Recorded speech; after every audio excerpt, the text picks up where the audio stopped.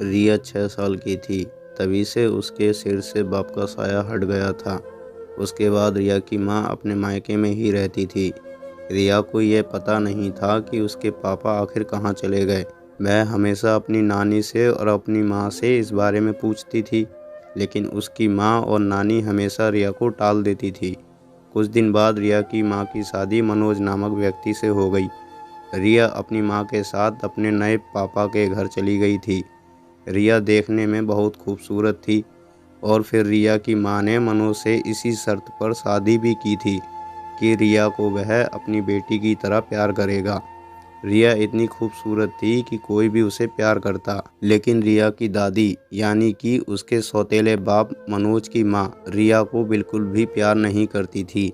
रिया की दादी तो इस शादी के खिलाफ थी, क्योंकि वह यह कभी नहीं पसंद करती थी कि उसका बेटा एक शादीशुदा औरत से शादी करे, और वह भी उससे जिसकी एक बेटी भी हो। लेकिन बेटे की जिद के आगे उसे झुकना ही पड़ा, क्योंकि रिया की माँ और मनोज एक ही बैंक में क्लर्क की नौकरी करते थे और दोनों एक दूसरे से प्यार करने लगे और फिर बात शादी तक पहुंच गई थी। मनोज रिया को बहुत प्यार करता था, लेकिन रिया मनोज को अपने पापा की जगह नहीं देना चाहती थी।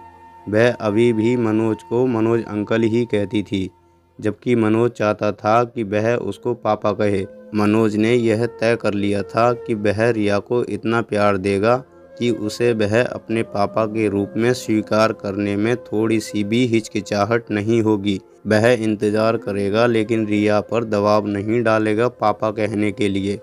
वह सोचता था कि रिया उसे खुद अपने पापा के रूप में स्वीकार करे।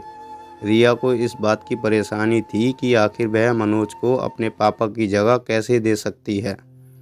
एक दिन तो रिया अपनी माँ से जिद करने लगी कि वह उसके पापा के पास ले चले। उसे खुद के पापा चाहिए, उसके अपने पापा। रिया की माँ रिया के पापा के बारे में बताकर उसके दिल में नफरत नहीं भरना चाहती थी। इसलिए उसने बताया कि जब वह छोटी थी तो उसके पापा की एक कार एक्सीडेंट में मौत हो गई थी और वह अब इस दुनिया में नहीं है, इसलिए वह उनसे कभी नहीं मिल सकती है। रिया यह सुनकर खूब रोई। उसके पापा अब इस दुनिया में नहीं हैं। धीरे धीरे समय गुजरता गया। रिया और मनोज एक दूसरे के अच्छे दोस्त बन गए थे। हालांकि अभी भी रिया मनोज को पापा तो नहीं कहती थी, लेकिन एक दूसरे के इतने अच्छे दोस्त हो गए थे कि रिया अपनी हर बात मनोज से शेयर करती थी। 1 साल बाद रिया की माँ को रिया के नए पापा मनोज से एक बेटा पैदा हुआ, जिसका नाम धीरज था। धीरे धीरे समय गुजरने लगा। रिया धीरज के साथ खेलने लगी और धीरज से इतना प्यार करती थी कि जो भी देखता वह यही कहता कि भाई बहन का प्यार हो तो ऐसा हो, वरना ना हो। रिया और मनोज में इतनी गहरी दोस्ती हो गई थी कि रिया को कभी कभी लगता था कि मनोज को वह पापा कह दे, लेकिन उसको अंदर से हिम्मत नहीं होती थी कि वह पापा कह सके। जब भी वह पापा कहने के लिए अपना मुंह खोलती, उसे अपने पापा याद आ जाते और वह चुप हो जाती और यही सोचती कि वह अपने पापा की जगह किसी और दूसरे मर्द को नहीं दे सकती है, चाहे कोई भी उसे कितना ही प्यार क्यों ना करे। इधर मनोज रिया को भी अपनी बेटी से कम नहीं मानता था। जितना प्यार वह अपने बेटे धीरज से करता था, उससे कहीं ज़्यादा प्यार रिया से करता था। हमेशा रिया की नई वाली दादी रिया की माँ को ताने देती रहती थी कि तुम्हें अपनी बेटी की हमेशा चिंता रहती है, मेरे पोते की तो तुम्हें बिल्कुल ही चिंता नहीं होती है। ऐसा लगता है कि रिया ही सिर्फ तुम्हारी बेटी है, धीरज तो तुम्हारा बेटा है ही नहीं। रिया की माँ हंसकर कहती, धीरज की चिंता करने के लिए रिया है माँ जी। मुझे पता है जब तक धीरज के साथ रिया है, मुझे उसकी चिंता करने की कोई ज़रूरत नहीं है, इसलिए मैं धीरज की चिंता नहीं करती। लेकिन रिया की चिंता करने के लिए भी तो कोई होना चाहिए, इसलिए मैं अपनी बेटी का ध्यान रखती हूँ। कभी कभी तो मनोज को भी लगता था कि रिया ने उसे कभी अपना पिता माना ही नहीं, लेकिन मनोज ने भी रिया से अपना कभी भी हक नहीं मांगा, पर वह चाहता था कि रिया उसे दिल से अपना पापा माने। धीरे धीरे समय का पहिया चलता रहा और ऐसे करके 10 साल गुजर गए। रिया अब कॉलेज में पहुंच गई थी। रिया की माँ और रिया के नए पापा मनोज की शादी की सालगिरह थी। सारे रिश्तेदार पार्टी एंजॉय करने में लगे हुए थे। लेकिन रिया का मन इस पार्टी में नहीं लग रहा था। वह अपनी माँ से बात करना चाहती थी, इसलिए वह अपनी माँ के कमरे में गई। लेकिन वहाँ तो उसकी माँ कमरे में नहीं थी। कमरे के अंदर जो अलमारी थी उसका दरवाज़ा खुला हुआ था। उस अलमारी में एक छोटा सा बक्सा रखा था। बक्से को देखकर रिया को ऐसा लगा, यह बक्सा तो अपनी नानी के घर में जो उसके पापा और मम्मी के साथ फ़ोटो टंगा हुआ था, उस फ़ोटो में भी देखा था। रिया ने बिना देर किए उस बक्से को खोल लिया। बक्सा खोला तो उसके अंदर बहुत सारे खत थे। रिया के पापा उसकी माँ को शादी से पहले खत लिखा करते थे और सारे खत उसकी माँ ने संभाल कर बक्से में रखे हुए थे। रिया एक एक करके सारे खत पढ़ रही थी और आखिरी खत जब वह पढ़ने लगी तो पढ़कर उसके अंदर खलबली मच गई और वह रोने लगी। उसे पता चला उसकी माँ ने और नानी ने बताया था कि उसके पापा की मौत हो गई है। यह सब तो झूठ बात है, उसके पापा तो जिंदा हैं। उस खत में यह लिखा हुआ था कि उसके पापा ने रिया की माँ को छोड़ दिया था और किसी दूसरी औरत से शादी करके विदेश चले गए थे और वहीं बस गए थे। रिया को अब पापा के नाम से घृणा होने लगी थी। जिस पापा के लिए वह अपने नए पापा को इग्नोर कर रही थी, आज अपने असली पापा से नफरत हो गई थी और यही सोच रही थी कि आखिर मेरी माँ की क्या गलती थी। इतनी प्यारी सी औरत को कोई आदमी कैसे ठुकरा सकता है। आखिर मेरी माँ में क्या कमी थी जो मेरे पापा ने मेरी माँ को ठुकरा कर किसी दूसरी औरत से शादी रचा ली।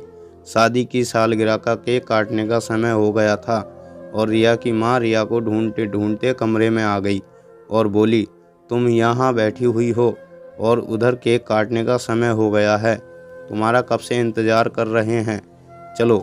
रिया ने बोला, माँ तुम यह बताओ तुमने मुझसे झूठ क्यों बोला कि मेरे पापा जिंदा नहीं हैं। रिया की माँ ने समझ लिया था कि रिया ने चिट्ठी पढ़ ली है और वह झूठ नहीं बोलना चाहती थी। मैंने तुमसे इसलिए झूठ बोला था ताकि तुम्हारे मन में पुरुष नाम से नफरत ना हो और उस वजह से अपने नए पापा को भी स्वीकार ना कर पाओ। रिया बोली, माँ तुम जाओ पापा के साथ पार्टी एंजॉय करो, मैं नहीं जाऊंगी। रिया की माँ बोली, अगर तुम नहीं जाओगी तो तुम्हारे नए पापा केक नहीं काटेंगे। उसी समय मनोज भी कमरे के अंदर आ गया था और अंदर आया तो वह बक्सा बिस्तर पर ही देख लिया था। सारे खत बिखरे हुए थे क्योंकि रिया के नए पापा मनोज को सब कुछ मालूम था। वह समझ गया था कि रिया को यह बात पता चल गई है कि उसके पापा ने उसकी मम्मी को छोड़ दिया था, ना कि वह किसी एक्सीडेंट में मारे गए थे। मनोज कुछ नहीं बोला और सीधे जाकर रिया को अपने गले लगा लिया।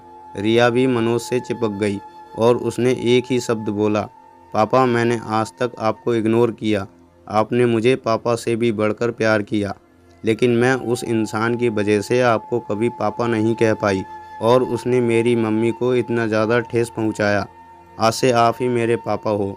मनोज, रिया की माँ और रिया तीनों एक दूसरे से लिपट गए थे। मनोज ने कहा, रिया मैं तुम्हारे पापा जैसा नहीं, तुम्हारा पापा ही हूँ। तुम्हें हर वह सुख देना चाहता हूँ जो एक बाप अपनी बेटी को देता है। काफ़ी देर तक कमरे में बिल्कुल सन्नाटा छाया रहा।